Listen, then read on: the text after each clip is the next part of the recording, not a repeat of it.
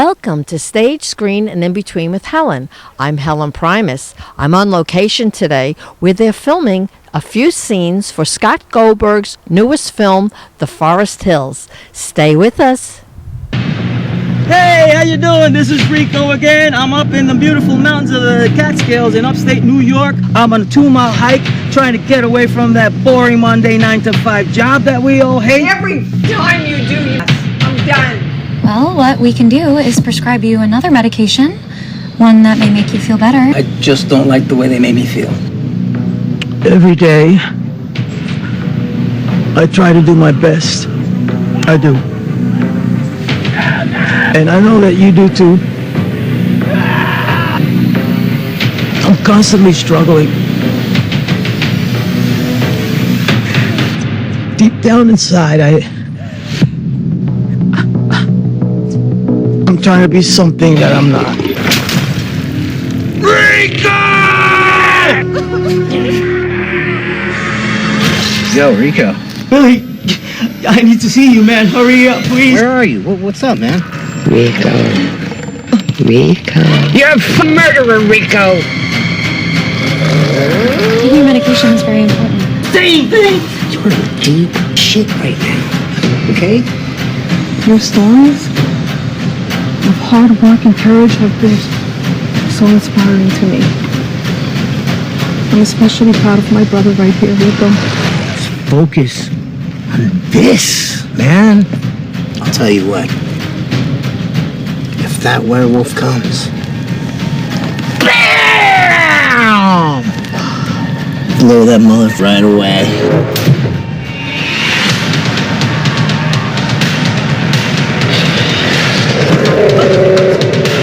For the one who wishes to be covered in fur, rip flesh, shed human skin. The inner wolf is ready to be released.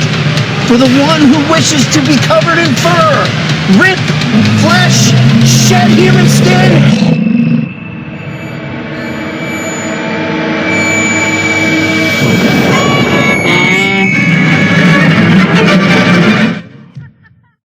I'm here now with the writer, director, and producer of The Forest Hills, Scott Goldberg. Scott, what an exciting day this is today. It is. How are you doing, Helen? Good to see you. I'm doing good. Scott and I go back over 20 years with other movies called Dead End, My Valentine. Yep. All different films that we did, during my college years and stuff, So we go back a long way, yes. Yeah, so this is like a reconnection in a way with The Forest Hills. So tell us something about how you came about having all these fabulous stars and how you convinced them to come out of retirement. You have Shelley Duvall, right? Yep. Shelley Duvall from The Shining, as she's known, and Popeye. Every story's different as far as like how everyone came to be as far as a film, just contacting personal people that she knows and seeing if there's interest, and kind of that's what the process for that. Edward Furlong contacted his manager, Dee Wallace contacted her manager as well, and Elliot Dresnick was the investor and producer, and he's the one who put down all the money. So so feel like we got something special here, so we're excited. Yeah. Now your specialty is horror films. Why is that? I think it's. I grew up on horror films. Like Friday the 13th when I was younger and stuff. So I've always been a fan of like the blood and the gore and stuff. So it's just something I grew up with, and I guess the sensibilities of 80s synth and music like that, and so that for me kind of made me interested in making and aspiring to like make horror films. And now is this the movie that you have a werewolf in? It is, yes, and there's a very interesting twist towards the end of the film, so be sure to check it out to see what happens. Now, let me ask you, you had to virtually direct Shelley Duvall. Now, is that something that's very unique in the industry, or do you think that that's been being done because of COVID, etc.? Yeah, I mean, so being a stay-at-home father and my wife working from home and whatnot, she works full-time, so it was hard to kind of get on a plane and do that. So I figured the second easiest way, which would be to do so, is to do it through FaceTime. So we did it all 4 times with Shelley Duvall through FaceTime, and yeah, that's why I directed her, and it was an interesting process for sure. There's a little lag time when it comes to technology, but other than that, it was fine. Yeah. Yeah. Now you've been working with Chiko Mendez for a number of years, and what do you think of his performance in this movie, The Forest Hills? Yeah, no, he's great. No, I wrote it for him because he basically, Chiko basically, has shown over the years when we worked together, and he did unpaid work, his loyalty and his passion, and I actually wrote the role for him. This one's going to be your wolf, Rico, release the inner beast. You're really berating him. Release the inner beast. Anything you want to say, we'll roll for a couple of takes. Yeah, I just don't want to come way over the top. But the point, yeah, I understand. But what's going on is you need to show that he's an evil guy because he's not really a friend. I know. We can be evil even. Yeah, so streaming. Yeah, okay. Yeah. Okay, ready, guys, and action. Come on. That inner beast in, huh? Come on, yeah. Better, try harder. Yeah! Can you... The film was supposed to be shot in Michigan and under a different title at a much lower price with my investor Elliot, but the producer unfortunately was a lot of red flags, unfortunately, with a lot of the way he was talking to myself, and it was very weird as far as he wouldn't send the agreement until 3 weeks before production, so it just wasn't something that we wanted to do. And I said, well, I want to make another film. What can I do? I don't want to travel to Michigan. I don't want to travel. Why don't we do it in New York? We'll send the Catskill. So the idea was a cabin in the woods, a man, and the original idea, the first 10 minutes, no dialogue. Obviously there is, but the initial idea was that it would be having to do with blood and gore in the first couple minutes, and him running through the woods nearly naked and terrified, and having to do with a cabin and a werewolf and stuff like that. So that's kind of where it all came from and came to be. So now you're having some kind of a promotion to get finishing funds. You want to tell everybody about that? Yeah, we have an Indiegogo set up right now to do finishing funds for post-production, basically, as well as other aspects of like color grading and sound design and composing. Those cost money, and then also advertising and everything, and just everything in general that comes with post-production when you're doing an independent film. And so basically that's what we're looking for. Yeah. So where can people get in touch with you to participate in something like that? Sure, theforesthillsmovie.com. Also on Instagram, I think it's Scott Goldberg Official, or Official Scott Goldberg, one of the others. I should know. Or those two ways are fine. You could contact us through the website, theforesthillsmovie.com. Thank you so much, Scott. Anything else you want to say to our audience? Thanks for being interested. Thank you so much. And thank you, Helen. Hey everyone, it's Scott Goldberg. We have a very special project called The Forest Hills that we are looking for funding for. The Forest Hills is a story about a man named Rico who goes into the woods and endures head trauma. And because of that, he starts seeing nightmarish visions from the past. We believe in original horror, and that means not copying the same generic storyline that has been done over and over. That's why this is important, because we want horror fans to be a part of this. The epic return of Shelley Duvall. You just fall in love with the crews. They're always nice. This is Chiko, the star of the film. I could not have done it without her because we need each other. Acting is not acting, it's reacting. Well, when I saw the trailer and saw you in that, I was like... If you're looking to be a part of a cool film with some cool people like Eddie and Shelley, we'd love to have you be a part of it.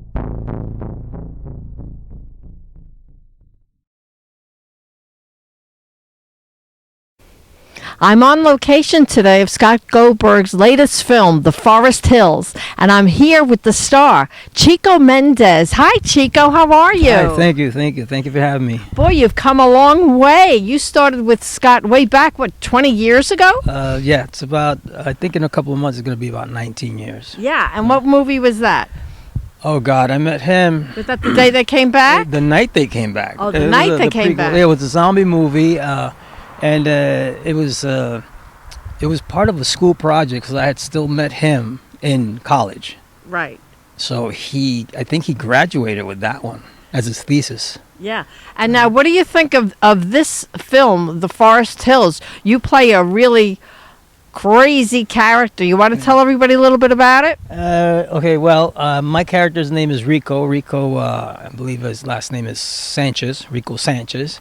And he starts off as just a regular guy. Got a fan base on YouTube.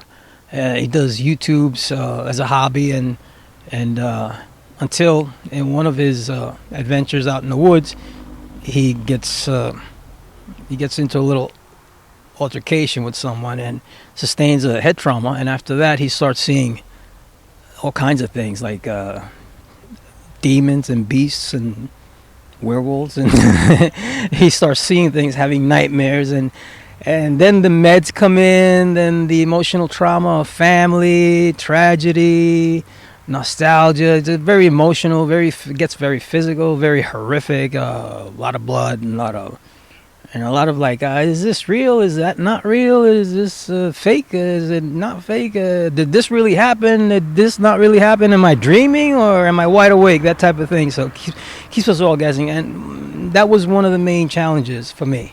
Yeah. And that's basically what attracted me to the role. And it takes the audience on a wild ride. Now, you also play opposite. Who plays your mother in this? Oh, God. My mother is... she's portrayed by none other than Shelley Duvall.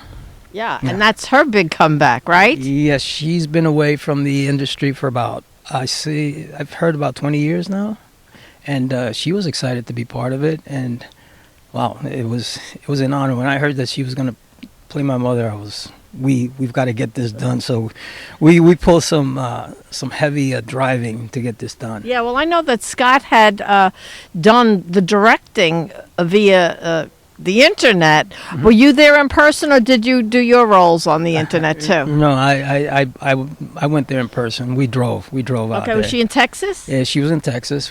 And that's when I met her for the first time, which is awesome. Yeah, and she seems really excited to be doing the Forest Hills. So let me ask you, have you ever played a movie before that involved the thought of a werewolf? Off the top of my head, no werewolves. Yes, other crazy characters, yes, like a demon, a different kind of creature. Mutated version of something else, but not a werewolf. Not that I can remember. No, this was something interesting. I mean, this is something that I've always wanted to do. Yeah. Even as a kid, you grow up with the Dungeons and Dragons type of thing, and How do you like working with Scott again? We've done enough shorts. We've done a lot of shorts, and I think it's let's wait till the time is right. And should start thinking about a full-blown feature, if not revisit one of those shorts and finish it, turn it into a feature. Right. And let's try to get this to the next level. We started with a little pebble and tossed it down the hill. And now it's a boulder. So, Chiko, where can people follow you? Well, we've got a couple of... if you go on Google and just type in Chiko Mendez, Chiko, Mendez, Mendez, and that's it. You'll see everything there. You'll see the Forest Hills, the feature film. You'll see Shelley Duvall's information. You'll see her interview behind the scenes. A lot of information on Eddie Furlong. Also, he plays my best friend in the movie. He plays Billy, and Eddie Furlong and Felissa Rose. There's appearances by Marianne Hagan from Halloween and Dee Wallace from E.T. and the Howard. Yeah, so it's an all-star cast. Thank you so much, Chiko, and we're really looking forward to seeing the Forest Hills.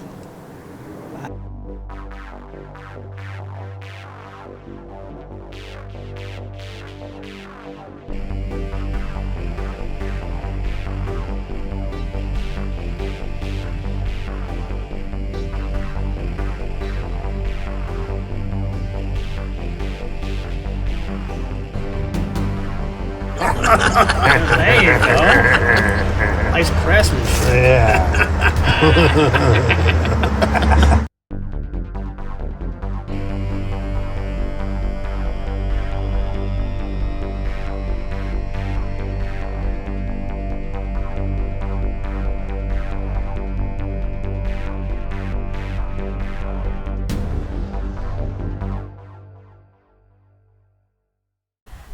I am now with Anita Durst, who has a fabulous role in the Forest Hills. Anita, tell everybody your role. Okay. I play Sadie. I am a prostitute, and I go to see my boyfriend Billy, and then he gets called by Rico, and I get to go and have some fun with Rico. Oh. So now have you played a character like this before? Many times. One of my first roles was Marilyn Monroe.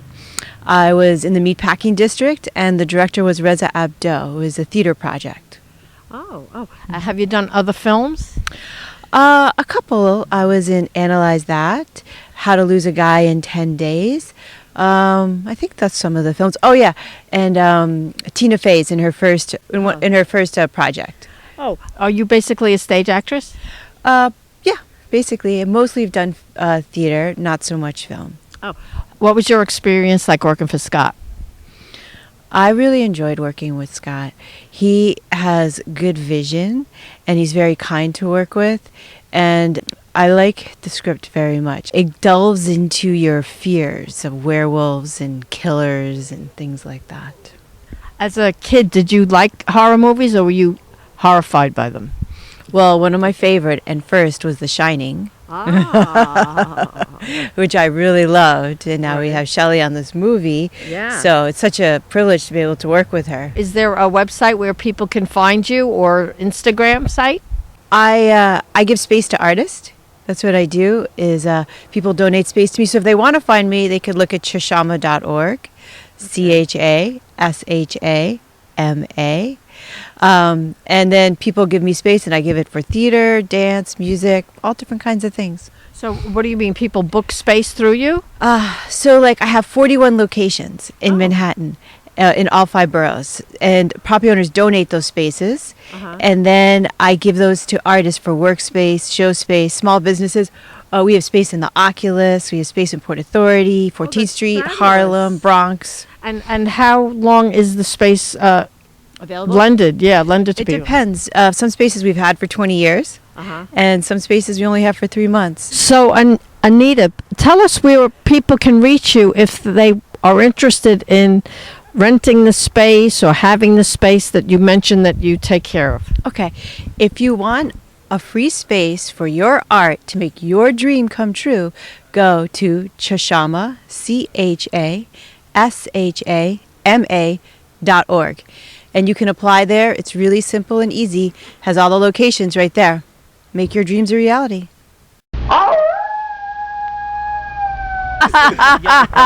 Okay, we're having a good time. I'm on location with Eddie Furlong and Jamie Marsh, and they just finished doing a fantastic scene directed by Scott Goldberg for the Forest Hills. And how do you like being directed by Scott? I love it, man. You know what? I'm getting paid.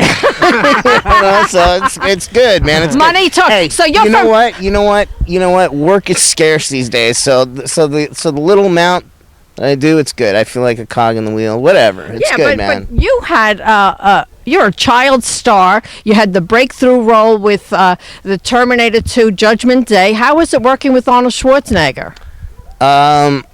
It was great. He's Arnold, man. He's such a presence of his own, man. You are the one. The guy literally has, he's a perfect American story. You know what I mean? Like he's not from America originally. Yeah, but that's exactly it, man. He came here and he conquered, man. Yeah. You know, in a lot of ways, even politically. But, you were the one actually that said hasta la vista baby first in the movie. You gave him that line to say. Do you remember that? Yes, I did. Yeah. Yes, I did. You've done your research. Yeah. You were also in Pet Sematary too, Yeah. right? You've also been in music videos, right? Yep. I've been in some music videos. Aerosmith, Metallica. The Terminator thing was a Guns N' Roses. So, I mean, yeah, I've been in some pretty good... Yeah, varied roles, because to be an all-around actor, you've got to do that kind of stuff. So tell us something about the character that you're playing in the Forest Hills and the name of your character. Billy. Okay. Yeah. Shows. See, I care about what I'm doing. No, I'm sorry. Okay. My character's name is Billy. And you're an antagonist, or they call it a protagonist. You're a bad guy. I think I'm a little misunderstood. Actually, I think Billy has never had a proper upbringing in terms of like how to, create lasting friendships and all of that. So I think honestly, I'm coming at this from a place of truly understanding that Billy's a lost soul and he deserves love just like everyone else. Yeah. And you played, and I happened to catch you, taping the last scene, and you were phenomenal, as were you, and and it just showed that you don't fall far from your own tree. You started out as a wonderful child actor. You were bratty and real and convincing, staying in the moment. And you're doing the same thing, too, here. Now, what about you, Jamie? Jamie came from Brainscan, and so did you. Brainscan, and you also studied at HB Studio with Uta Hagen and Herbert Bergdorf. Now, you also were invited into the actor studio by Ellen Burstyn. I was. Oh, my goodness. On the stage of the Richard Rogers Theater, and I was doing a play, because I see it says stage here, too. That's right. And the play that I did was called Lost in Yonkers. Yes, you did Lost in Yonkers on Broadway. How old were you when you did that? I was 24 when I booked that. And you played a kid. Now, also in Brainscan, you played like a 15-year-old, and what were you, like 27 at the time? I was 26. What are you saying? Where are we going with this? What do I like? I'm just saying you still look young. Nobody would believe this guy's 90 now. Yeah, I know, exactly. Yeah, I know. I've always looked young, and I played younger characters, and it worked out for me. Yeah, Eddie was 15, and I was playing his best friend. Yeah. Have you guys kept in touch? Not at all. Not at all. But when we saw each other, LA? We both live in LA. When we saw each other, it was like no time had passed. Yeah. And he was a great kid then, and he's a good guy. Yeah. We actually were gonna. You'll reconnect. Yeah. Now, it was funny actually, because this all happened really last minute because Scott pulled this all together very last minute, and man, it's exciting, man. Whatever. I was running into being in Suffolk County, New York, in the middle of the winter. It's freezing, babe. It reminds me of my childhood in Bedford Hills. Aha. Yeah. That's Westchester, right? That is in Westchester, but Bedford Hills. So tell us something about your character in the Forest Hills and the name of your character, if you know it. I could just make it all up because it's not that well established. I'm his friend, and I am just one of his henchmen, basically. Yeah. So I could build a big backstory, but it's I don't know. He's a really horrible person, and he's got a personality disorder, and we'll just go with that. I know, but don't you think that this movie is really unique because it's bringing together so many people from way back when? Isn't that terrific? Because they're the only ones that'll do it. No, but it's almost prophetic. I'm quite amazed that the Brainscan Instagram page is as popular as it is, and Brainscan has become like a cult horror movie from the 90s, starring, because of Eddie, of course. And also the writer, it was a great script, and the director was great, and so people love this movie, and it's like, great, okay. Yeah, well, especially over the last 10 years, it's just ramping up. Tell everybody out there that. About Brainscan, over the last 10 years, it's really become even more popular. But now everybody's going to look at the Forest Hills, right? The Forest Hills, yeah. Well, Brainscan's about a kid who plays video games and is really sullen and is sort of a loner and an outsider. So I think that today's society can relate to it a lot more. These sort of isolating and that was almost ahead of its time, right? Dude, honestly, it's funny too because we were kind of talking about this. The room that my character has in Brainscan is like every kid's dream. Yeah. Even today. Yeah. I mean, I don't think we have computers that talk and shit like that, really, like that one, so it's pretty cool, dude. I remember so many people have come up and been like, dude, I was so jealous he had all that. Well, the idea of Brainscan, wasn't it that what you were playing on your video game, you actually came to be, you thought, It was a right? CD-ROM video game, which was what was really cutting edge back then.